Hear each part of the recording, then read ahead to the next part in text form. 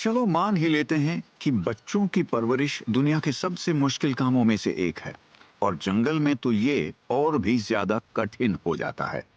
ये एक कला है जिसमें हिम्मत, सब्र और ताकत का मेल चाहिए। ये बात माँ और पिता दोनों बहुत अच्छे से जानते हैं। जानवरों में हर तरह के पिता होते हैं, अलग अलग आकार, कद और हुनर वाले। कुछ सख्त पिता होते हैं, कुछ जुगाड़ू और हर काम करने वाले पिता। कुछ रंगीन पिता होते हैं जो सच में चमकते हैं, और कुछ ऐसे भी जिनका पिता होने का अपना अलग अंदाज होता है। तो आखिर ऐसा क्या है जो इन समर्पित जानवरों के पिताओं को भीड़ से अलग बनाता है? आइए एक दुनिया भर की यात्रा पर चलते हैं और इन शानदार पिताओं को काम करते हुए देखते हैं, जो अपनी अलग पीढ़ी को आगे बढ़ाने के लिए जो भी करना पड़े वो करते हैं। तैयार हो जाइए इन डेडिकेटेड एनिमल डैड्स के साथ कुछ अच्छा वक्त बिताने के लिए। Dedicated animal dads, resourceful dads.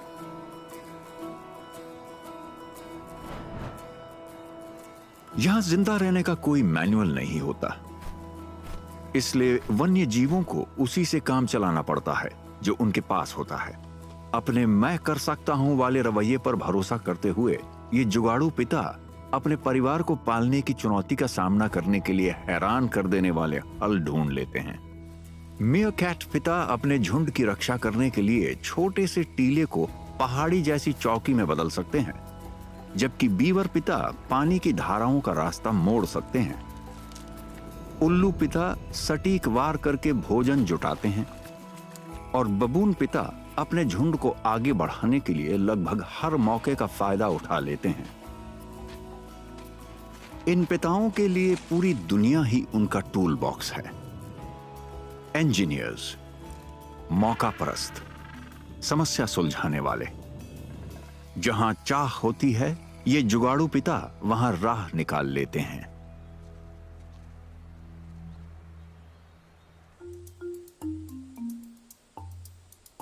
दक्षिणी अफ्रीका में कालाहारी रेगिस्तान की तपती रेत के नीचे ठंडी सुरंगों के एक गुप्त नेटवर्क में एक नई जिंदगी आई है, वो भी डगमगाते हुए।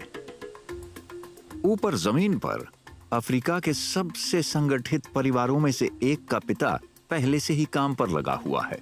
उसकी ड्यूटी सूरज निकलते ही शुरू हो गई थी। अपनी जानी पहचानी मुद्रा के साथ उसे किसी परिचय की जरूरत नहीं है। मियाकैट अपने घरों की बेहद चौकसी के साथ रक्षा करते हैं। वो इसके लिए मशहूर हैं। ये रेगिस्तान में रहने वाले जीव भले ही छोटे हों, लेकिन मियाकैट अपने पास जो है उसका पूरा इस्तेमाल करते हैं, और उनके पास है संख्या की ताकत। मियाकैट के लिए पेरेंटिंग एक पारिवारिक काम है, जिसे मिलिट्री जैसी सटीकता के साथ किया जाता है।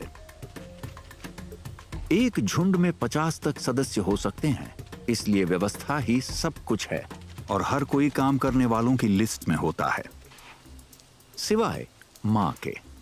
वो बॉस होती है, और प्रमुख मादा होने के नाते वही अकेली प्रजनन करती है। जब उसके नवजात बच्चे दूध पी रहे होते हैं, तब बाकी झुंड नाश्ते के लिए निकल पड़ता है।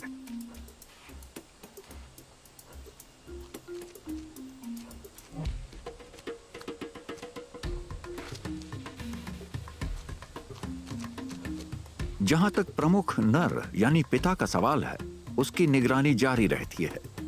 उसकी तेज नजरें हर दिशा में देखती रहती हैं। इस छोटे बच्चे को अंदाजा भी नहीं है कि उसकी छोटी सी दुनिया को सुरक्षित रखने में कितनी समझदारी लगती है। पिता की एक तेज चीख पूरे समूह को पीछे हटने का संकेत देती है। ये एक असरदार सुरक्षा अलार्म है।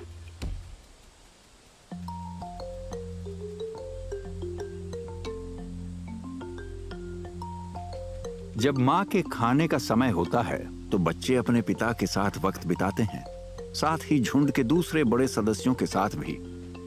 मियाकैट के लिए पेरेंटिंग एक ग्रुप प्रोजेक्ट है। सारे नर बाय डिफॉल्ट सबके अंकल हैं, और वो सुरक्षा और सिखाने की जिम्मेदारी उठाते हैं। जबकि अधीन मादाएं या आंटियां बच्चे संभालने का काम करती हैं। धरती पर बहुत कम परिवार इतने अच्छे तरीके से साथ में काम करते हैं। जल्द ही बच्चे झुंड के साथ दौड़ने लगते हैं और रेगिस्तान में जीने की कला सीखते हैं, जैसे कि एक स्वादिष्ट बिच्छू से कैसे निपटना है। किसी चीज के जहरीले होने का मतलब ये नहीं है कि मियाकैट्स उसे खा नहीं सकते। पिता अपने बच्चों को सिखाते हैं कि पहले उसके डंक को काट दो। इस कुरकुरे और रसीले नाश्ते का मजा लेने का ये एक जुगाड़ू तरीका है। एक और जरूरी हुनर है कुश्ती। अभी एक दूसरे से लड़ना सीखना उन्हें बड़े होकर झुंड की सुरक्षा टीम का असरदार हिस्सा बनने में मदद करेगा। यहां तक कि पहरेदारी की ड्यूटी भी आजमाई जाती है। हालांकि एक जगह स्थिर रहना उनकी ताकत नहीं है। कुछ तो एक साथ कई काम करना पसंद करते हैं और पिता के साथ चिपक कर सीखते हैं। जल्द ही उसके बढ़ते हुए शागिर्दों के लिए असली काम आ जाता है। उनके छोटे पंजे परिवार के बचे रहने का राज सीखते हैं कि कैसे मीलों लंबी रेत और मिट्टी को जमीन के नीचे बने ठंडे घरों में बदला जाए। बड़े नर बच्चों को सिखाते हैं कि कैसे खोदना है और फिर थोड़ा और खोदना है। नरम फर वाले ये आर्किटेक्ट्स बारीकी पर ध्यान देते हैं। मियाकैट अपने रेगिस्तानी घरों को हमेशा रेनोवेट करते रहते हैं, जिनमें बच्चों के कमरे और सोने की जगहें होती हैं जो उन्हें रात में सुरक्षित रखती हैं। और अगर कोई अनचाहा मेहमान अंदर आ जाए तो ये भागने का रास्ता इस्तेमाल करते हैं। ये जुगाड़ू जीव रेत के टीलों में कई बिल बनाते हैं, मुसीबत आने पर भागने के लिए आपातकालीन रास्ते। और यहां मुसीबत हमेशा आसपास ही होती है। एक केप कोबरा रेत पर रेंगता हुआ आगे बढ़ता है। खुले मैदान में अब सिर्फ एक ही रास्ता बचता है। पिता और उसके साथ ही खड़े होकर मुकाबला करते हैं। एक अकेले मियाकैट के लिए यह मौत की सजा है, लेकिन कोई भी मियाकैट अकेला नहीं होता। कुछ ही पलों में पूरा झुंड एक साथ जुट जाता है और एक होकर आगे बढ़ता है। एक ताकतवर समूह परिवार की रक्षा करता है जब तक खतरा टल नहीं जाता।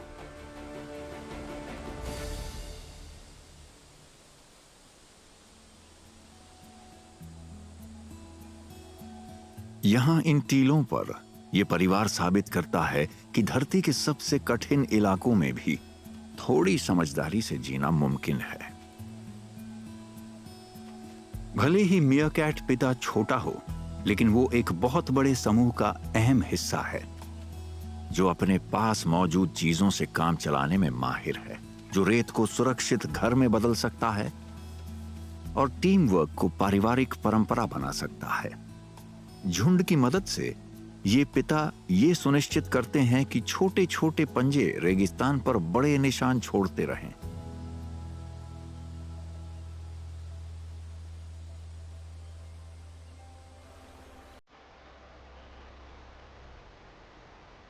बहुत दूर उत्तर अमेरिका के एक शांत जंगल में रात होती है और अंधेरे में कुछ चुपचाप उड़ता है।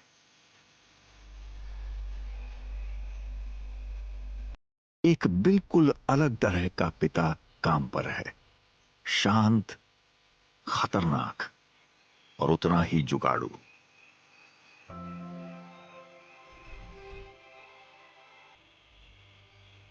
उल्लू मायावी होते हैं और उन्हें देखना मुश्किल होता है, लेकिन ये पिता हमेशा वहीं पर होते हैं जहां उनके परिवार को उनकी जरूरत होती है।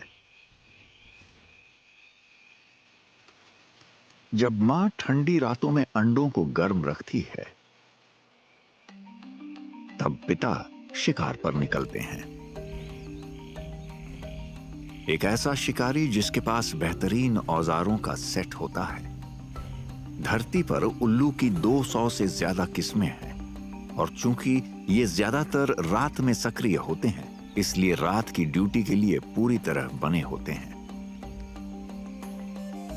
वो गंभीर पिता वाली नजर, ये सिर्फ बच्चों को अनुशासन सिखाने के लिए नहीं है। उनकी बड़ी आंखें उन्हें बेहतरीन नाइट विजन देती हैं। संवेदनशील कान, तेज पंजे और ऐसे पंख जो बिना आवाज के फड़फड़ाते हैं, उसे जंगल का खतरनाक शिकारी बना देते हैं। आज रात ये बफी फिश उल्लू पानी के पास इंतजार कर रहा है, अपने खास शिकार के तरीके का इस्तेमाल करने के लिए तैयार।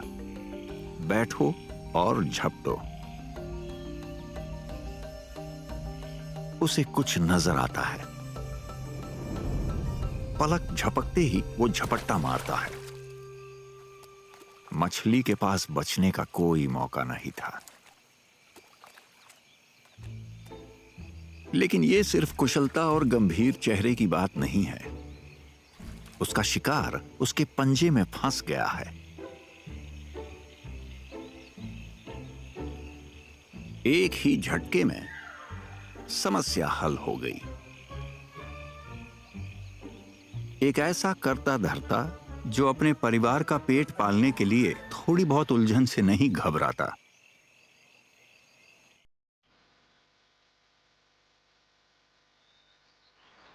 उल्लू पिता असली को पेरेंट होते हैं। वो सिर्फ शिकार ही नहीं करते, बल्कि बेबी सिटर भी बनते हैं। ये ग्रेट हॉर्न्ड उल्लू पिता अपने बच्चों की रक्षा करता है जब मां थोड़ा आराम करती है। सख्त चेहरा, उठे हुए पंखनुमा सींग, बिल्कुल स्थिर खड़ा, किसी भी बेवकूफ को दूर रखने के लिए तैयार जो पास आने की कोशिश करे। उल्लू कम संसाधनों में ज्यादा काम करने में माहिर होते हैं। इसी तरह वो अपनी ऊर्जा बचाते हैं। उनके घोंसले वो उन्हें बनाते नहीं हैं, वो उन्हें उधार लेते हैं। शुरू से बनाने में ऊर्जा क्यों बर्बाद करें? ये जुगाड़ू पिता ज्यादा समझदारी से काम करते हैं, ज्यादा मेहनत नहीं करते और पहले से बनी जगह का इस्तेमाल करते हैं। जब बच्चों की बात आती है तो इनमें से कुछ पक्षियों का दिल नरम भी होता है। उल्लू माता पिता जैसे टॉनी उल्लू ऐसे बच्चों को भी अपना लेते हैं जो उनके नहीं होते। ये एक उदारता है जो अगली पीढ़ी को जिंदा रखती है। अपनी प्रजाति के प्रति उनकी वफादारी इस जिंदा रहने की दौड़ में एक और स्मार्ट तरीका है। उल्लू लगभग हर जगह पाए जाते हैं, जो इस बात का सबूत है कि ये पंख वाले समझदार पक्षी लगभग हर मौसम को संभाल सकते हैं और ये अपने वन्य समुदाय में योगदान भी देते हैं। उल्लू प्रकृति के संतुलन को बनाए रखने में मदद करते हैं। चूहों का शिकार करके ये प्राकृतिक कीट नियंत्रक की तरह काम करते हैं। ये पक्षी मरे हुए जानवर भी खाते हैं, जिससे बीमारियां फैलने का खतरा घटता है और सड़ते हुए जैविक कचरे का ढेर लगने से भी बचता है। एक बेहतरीन सफाई दल जो गंदा काम मुफ्त में करता है। जुगाड़ू और संतोषजनक।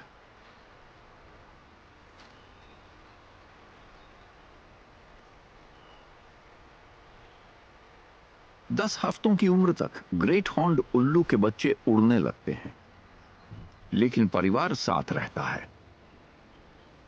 उनके देखभाल करने वाले माता पिता उन्हें घोंसला छोड़ने के बाद भी लंबे वक्त तक खिलाते हैं। ये धैर्यवान शिक्षक अपने छात्रों को देखने और सीखने के लिए भरपूर वक्त देते हैं।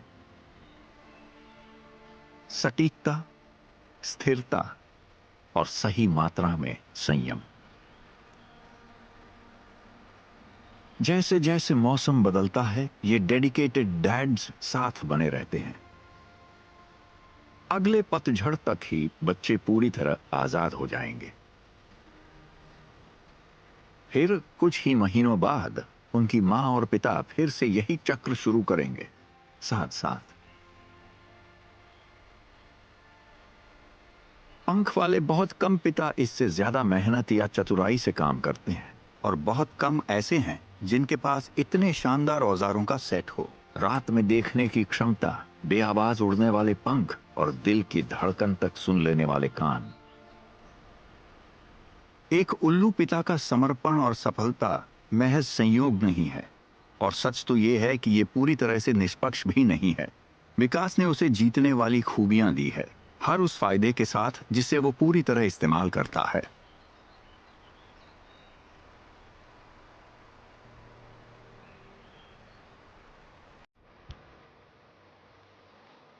उत्तर अमेरिका की नदियां एक और जुगाड़ू पिता का घर है, बीवर।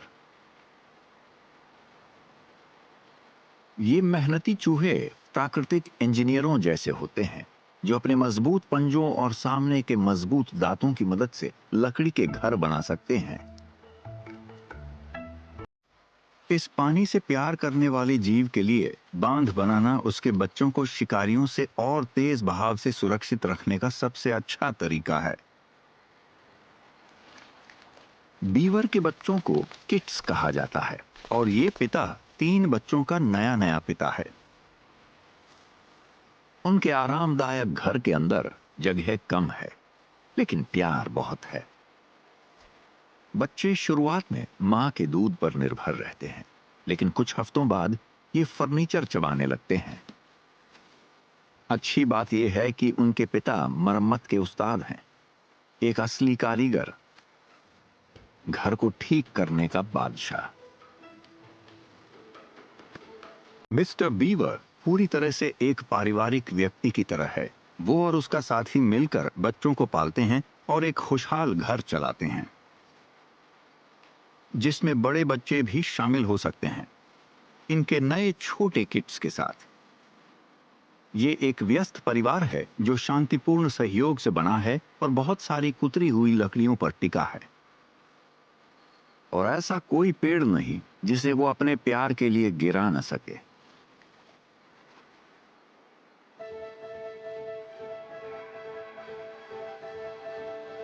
ये पिता पेड़ सिर्फ मजे के लिए नहीं काट रहा है, उसके दिमाग में एक बहुत समझदार योजना है। बीवर्स अपने घर के चारों तरफ एक सुरक्षित उथला तालाब बनाने के लिए बांध बनाते हैं, ताकि उनका लॉज उसमें सुरक्षित रह सके। लेकिन निर्माण शुरू होने से पहले उसे धारा के एक हिस्से को मोड़ना पड़ता है। ये एक चतुर चाल है जो उसके काम करते वक्त पानी के बहाव को शांत रखती है।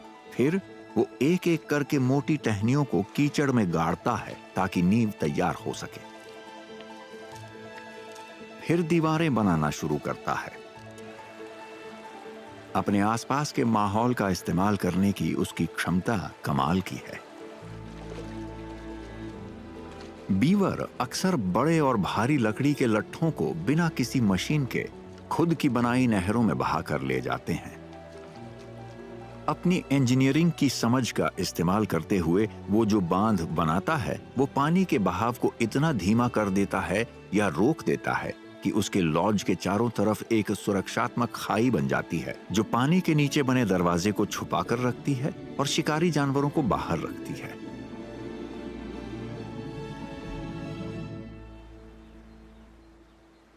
पानी के पास रहने का मतलब है तैराकी सीखना जरूरी है। एक हल्के धक्के के साथ बच्चे उसके बनाए पानी के नीचे के रास्ते से बाहर फिसल जाते हैं। पिता पास ही रहता है ताकि सहारा दे सके। उनके लिए अपने कुशल टूर गाइड के साथ बने रहना थोड़ा मुश्किल होता है। अपने पिता के साथ घूमते हुए बच्चे सीखते हैं कि कौन से पौधे खाने के लिए अच्छे हैं और कौन से घर बनाने के लिए।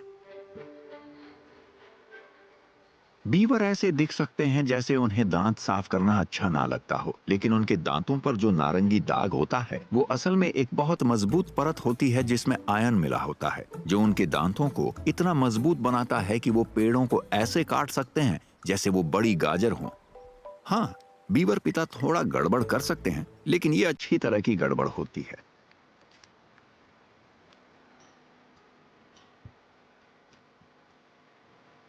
उनके बांध मिट्टी को रोकते हैं, जिससे आसपास के पानी के रास्ते साफ रहते हैं। उनके तालाब मछलियों, मेढकों और दूसरे छोटे जीवों के लिए सुरक्षित जगह बन जाते हैं। बीवर सिर्फ घर नहीं बनाते, वो पूरे इकोसिस्टम बनाते हैं।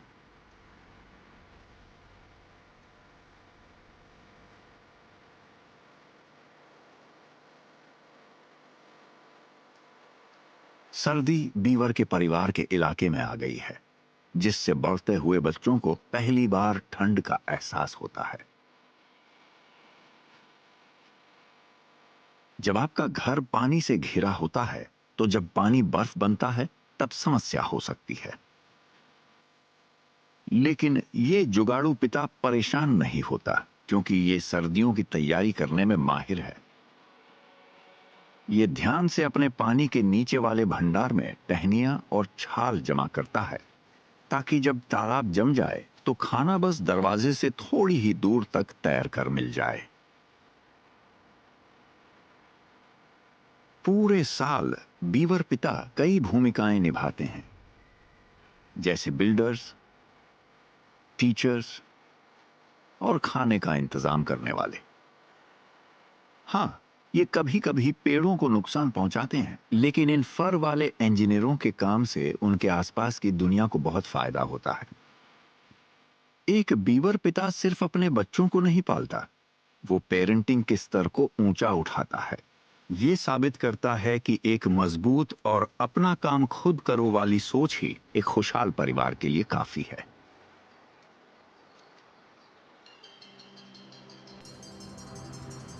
दक्षिण की ओर, बहुत दक्षिण में, एंटार्कटिक पेनिनसुला के पास तेज हवाओं वाले द्वीपों पर, जहां चट्टानें बर्फ से मिलती हैं, यही वो जगह है जहां एक और तरह के पिता, जेंटू पेंगुइन, अपनी ठंडी गर्मियों में पिता बनने की तैयारी करते हैं। जेंटू पिता के पास यहां ज्यादा संसाधन नहीं होते, इसलिए वो रचनात्मक बनते हैं। पहला रिसोर्स है उनकी आवाज, एक मखमली सा प्रेम गीत। खैर, शायद ये एक तेज आवाज वाली पुकार है। अगर आपको अपनी बात कहनी है, तो फुल आवाज में क्यों न कहें। लगता है ये काम कर गया, लेकिन अभी सब तय नहीं हुआ है। यहां बर्फीले तूफानों और शिकारी जानवरों के बीच मादा जेंटू अपने साथी को आसानी से नहीं चुनती। चुना गया साथी उसका मुख्य सहारा होगा, कभी कभी पूरी जिंदगी के लिए। इसलिए वो तभी स्वीकार करेगी जब वो सच में काबिल साबित हो। सिर्फ अच्छा गायक होना काफी नहीं है। इसलिए ये कुंवारे अब दूसरे रिसोर्स की तरफ जाते हैं,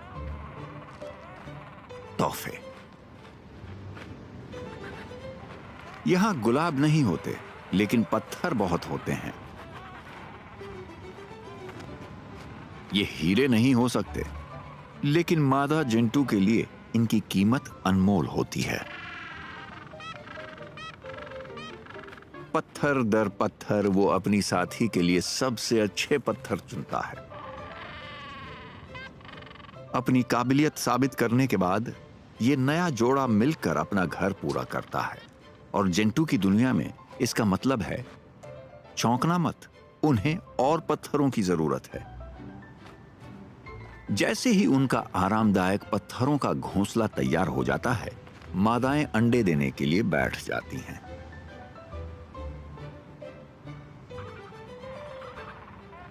जल्द ही किनारा पत्थरों के घोंसलों और अंडों से भर जाता है।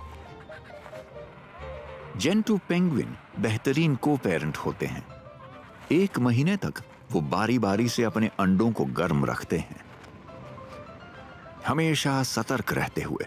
पिता की एक नजर अपने पैरों पर होती है और दूसरी आसमान पर, जहां भूखे शिकारी ऊपर मंडरा रहे होते हैं।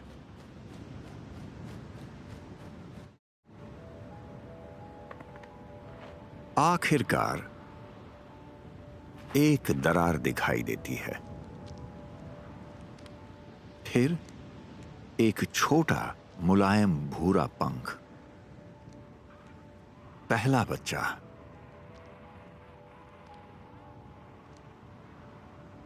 और उसके बाद उसका जुड़वा। एक भाई या बहन के साथ एक ही जगह में रहना मुश्किल हो सकता है। जुड़वा होने का मतलब है कि इन माता पिता को दोगुना प्यार मिलता है, लेकिन साथ ही दोगुना तनाव भी, क्योंकि उन्हें दो भूखे बच्चों को खिलाना होता है। उनका पहला खाना घर पर बना हुआ उल्टी करके निकाला हुआ सूप, स्वादिष्ट और सबके लिए काफी है। जेंटू माता पिता को अपने बच्चों को जल्दी मोटा करना पड़ता है, क्योंकि सर्दी जल्दी आने वाली है। एक खाना लाने के लिए गोता लगाता है, जबकि दूसरा घर संभालता है। मौसम के खिलाफ एक तालमेल भरी दौड़। अच्छी बात यह है कि जब दौड़ की बात आती है तो कोई भी पेंगुइन इनसे बेहतर नहीं होता। जेंटू अपनी तरह के सबसे तेज होते हैं। पिता पानी में एक खास तरीके से तैरता है, जिसे पोर्पोइसिंग कहा जाता है। ये एक चतुर तरीका है जिससे वो एक ही समय पर तेजी से आगे बढ़ सकते हैं और सांस ले सकते हैं। ये लगभग 36 किलोमीटर प्रति घंटे की रफ्तार तक पहुंच सकते हैं। ये एक बेहतरीन इंसानी तैराक से लगभग 5 गुना तेज है। मछलियों के अलावा ये तेज शिकारी क्रिल और स्क्विड का भी शिकार करते हैं। अपने आसपास इतने खाने के साथ ये पिता नहीं चाहते कि ये संसाधन बेकार जाए, इसलिए ये दिन में सैकड़ों बार गोता लगाते हैं ताकि उनका परिवार पूरी तरह संतुष्ट रहे।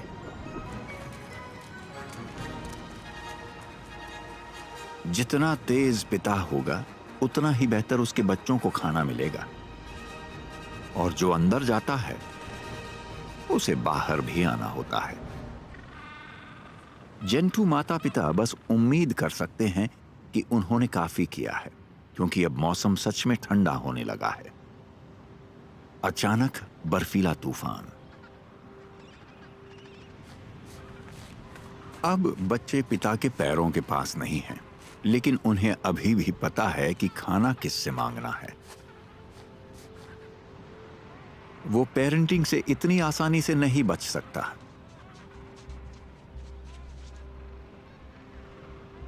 कठिन परिस्थितियों के बावजूद ये बच्चे जिंदा रह रहे हैं, और इसमें उनके पिता का बड़ा योगदान है।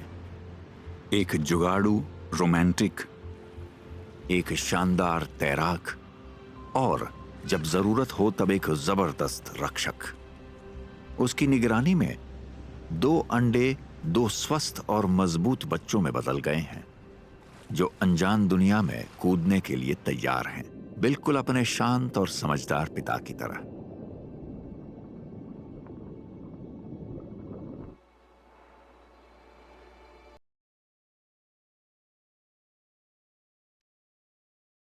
जानवरों की दुनिया में कई मशहूर पिता हैं,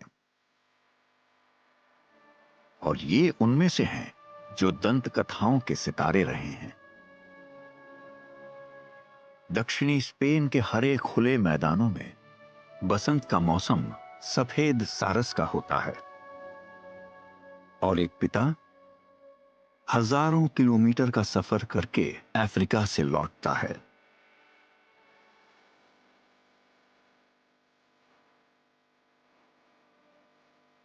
सदियों से सारस के यूरोप लौटने को अच्छी किस्मत का संकेत माना जाता था, और कई लोग मानते थे कि ये बच्चों को परिवारों तक पहुंचाते हैं। मगर सच में ये पिता सिर्फ अपने घर तक ही चीजें लाता है।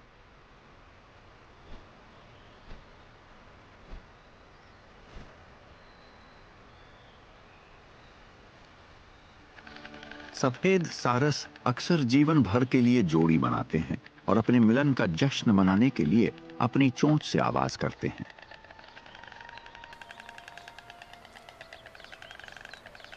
प्यार का मौसम आ चुका है। सारस जोड़े सिर्फ अपने प्रजनन स्थल पर ही नहीं लौटते, बल्कि अक्सर उसी घोंसले में वापस जाते हैं जो उन्होंने पिछले साल इस्तेमाल किया था। सबसे पहले ये जोड़ी अपने घर को थोड़ा ठीक करती है, फिर वो उसे अंतिम रूप देते हैं।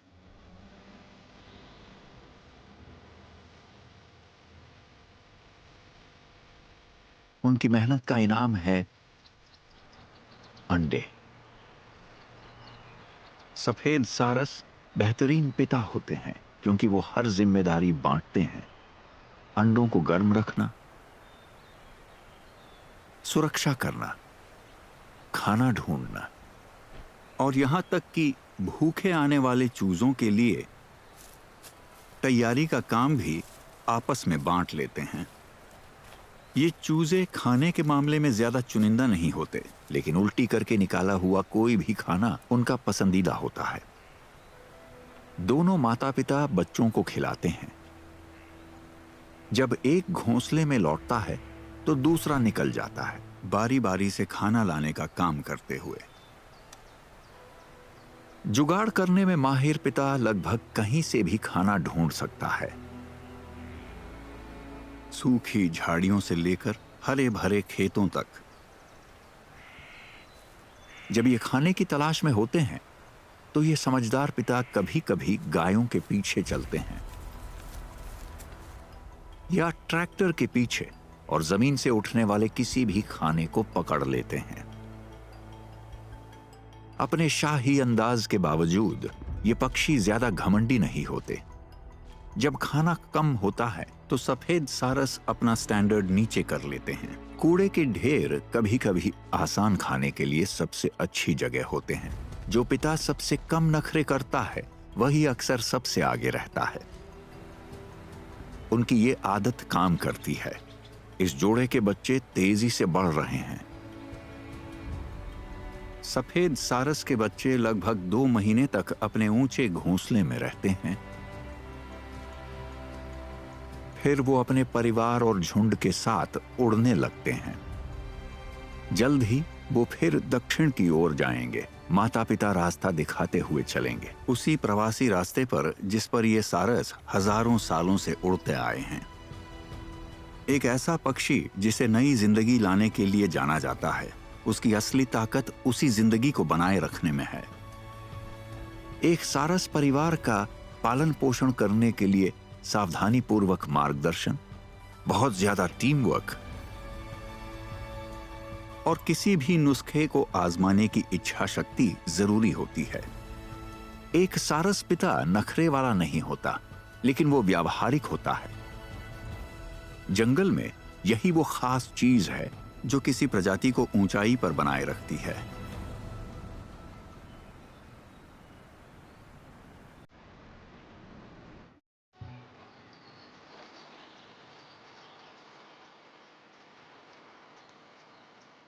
ऑस्ट्रेलिया के वेटलैंड्स में दुनिया का इकलौता काला हंस रहता है।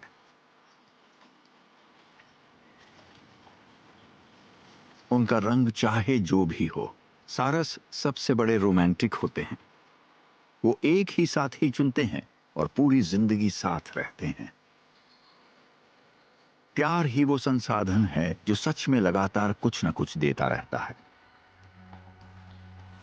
और इस हंस पिता ने प्यार को एक जीतने वाली रणनीति बना दिया है। यहां थोड़ा सा सुधार, वहां हल्का सा धक्का, और फिर वो इस मौसम के घोंसले पर बैठ जाता है। सरकंडों और घास से बना एक सादा सा घर। ये 9 महीनों की एक लंबी यात्रा की शुरुआत है, लेकिन ऐसी जिसमें झील के किनारे का सुकून भरा नजारा है। ये मां और पिता बराबरी से घर चलाते हैं, पूरे तालमेल के साथ, अपने पास मौजूद हर चीज का समझदारी से इस्तेमाल करते हुए। काम के दौरान पिता अपनी लंबी गर्दन का फायदा उठाता है। बिना पंख उठाए वो एक बिखरी हुई सरकंडी की टहनी पकड़ लेता है जो घोंसले के लिए सही लगती है। ये मल्टीटास्किंग का बेहतरीन उदाहरण है। अंडों को सेते हुए और घर भी सुधारते हुए। और उसके पंख, वो भी एक कमाल के सर्वाइवल टूल हैं।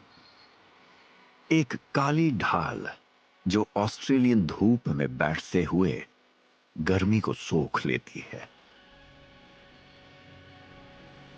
और फिर एक दिन घास के बीच दो प्रेमी एक परिवार बन जाते हैं।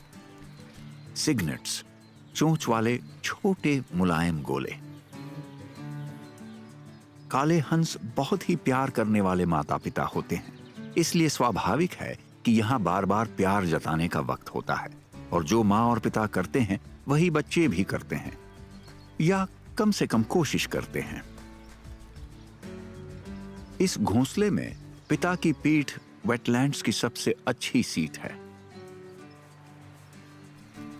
ये छोटा बच्चा भी अपनी बारी चाहता है, लेकिन उसके पिता की अलग योजना है। अब हंसों का स्कूल शुरू होने का वक्त है। पिता उन्हें धीरे से पानी के किनारे की ओर धकेलता है। जन्म से तैराक बच्चों को भी कभी कभी पानी में उतरने के लिए हल्के धक्के की जरूरत होती है। शांत और सुंदर पारिवारिक सैर भी बिना खतरे के नहीं होती।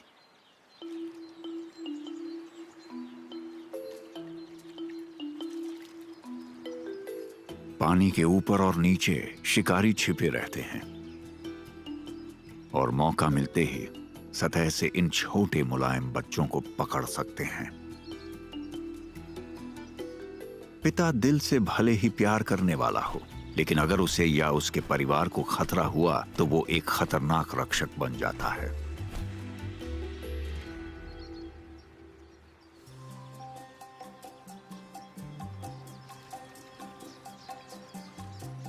बढ़ते हुए सिग्नेट्स अब अपने माता पिता की तरह दिखने और व्यवहार करने लगे हैं।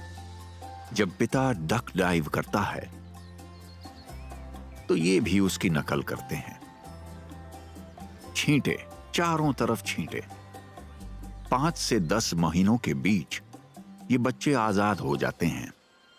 फिर जब ये बड़े हो जाते हैं तो अपना साथी ढूंढते हैं।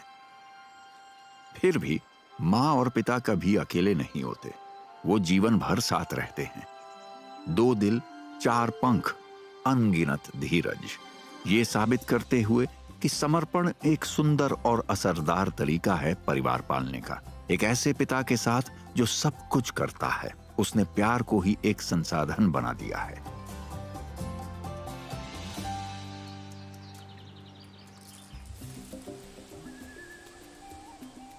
अब फिर से अफ्रीका की ओर, पूर्व में स्थित सेरेंगेटी की तरफ। एक विशाल सवाना का इलाका जो कई तरह के जानवरों का घर है, जिनमें दुनिया के सबसे बड़े बंदरों में से एक ऑलिव बबून भी शामिल हैं। परिवार या झुंड अक्सर मैदानों में खाना ढूंढते हुए दिखाई देते हैं।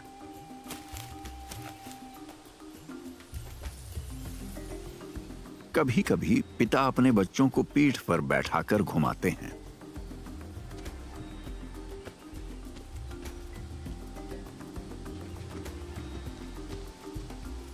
छोटी उम्र से ही ये बंदर जुगाड़ू होते हैं।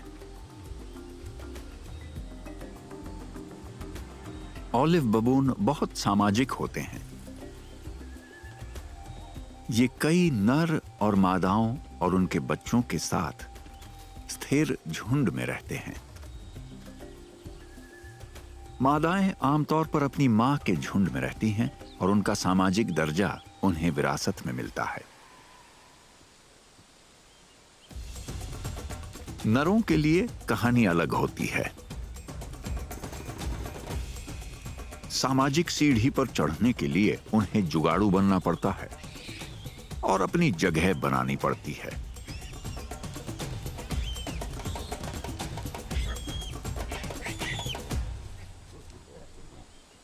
जो ज्यादा ताकतवर होते हैं वही पिता बन पाते हैं। भले ही वो थोड़े दूर दूर रहते दिखें, लेकिन इन पिताओं का एक नरम पहलू भी होता है। पिता के साथ समय बिताना और उन्हें प्रभावित करना हमेशा मजेदार होता है।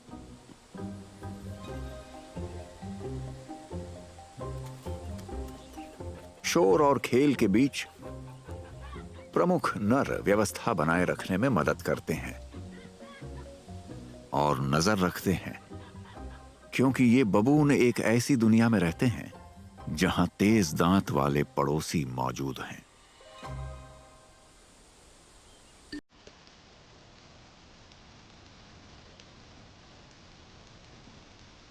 बबून जन्म से ही मौका परस्त होते हैं। खाने की बात हो तो ये लगभग कुछ भी खा लेते हैं। ये बंदर कई तरह के पौधे खाते हैं, जैसे घास और पत्ते। ये परिवार जैसे सलाद के कटोरे में बैठा है। हरी चीजें ठीक हैं, लेकिन ये बच्चा अभी भी दूध चाहता है। फल एक और पसंदीदा चीज है जो मौसम के साथ मिलती है। इस मरूला पेड़ पर बहुत फल लगे हैं।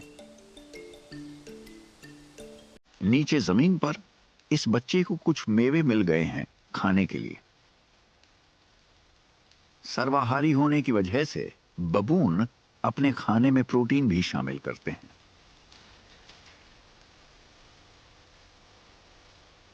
ग्रूमिंग के दौरान ये फर में मिलने वाले छोटे लेकिन स्वादिष्ट मांस के टुकड़े भी खा लेते हैं।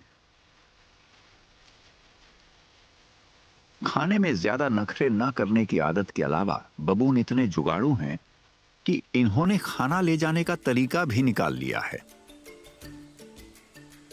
इन चालाक बंदरों के पास खास गाल के थैले होते हैं जो छोटे लंच बॉक्स की तरह काम करते हैं, जिसमें ये चलते फिरते खाना जमा कर सकते हैं। इस काम आने वाले लंच बॉक्स और कम मांग वाली डाइट की वजह से बबून लगभग कहीं भी जिंदा रह सकते हैं।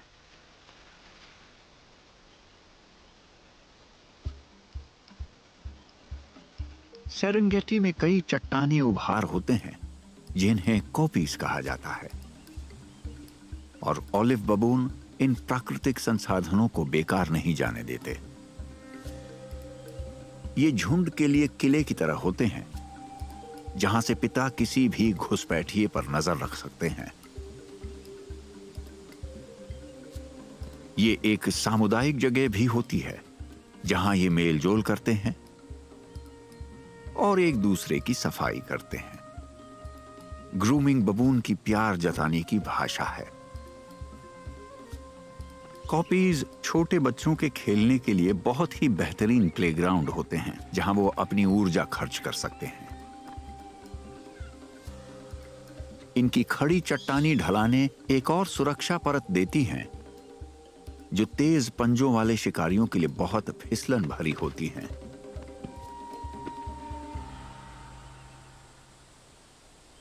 जब सूखा मौसम आता है और संसाधन बहुत कम हो जाते हैं तो चालाक बबून पिता एक और चीज का इस्तेमाल करते हैं,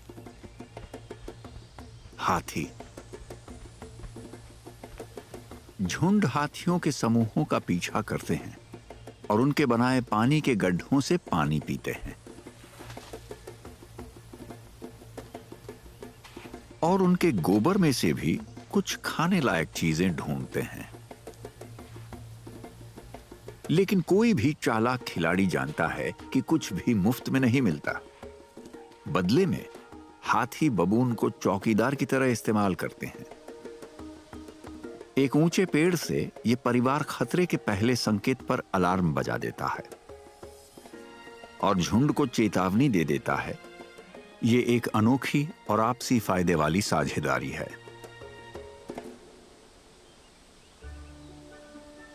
जैसे जैसे प्रमुख नर बूढ़ा होता है और उसके लड़ने के दिन खत्म होने लगते हैं, पूरे पिता वाला रूप अपनाना एक बेहतर विकल्प बन जाता है।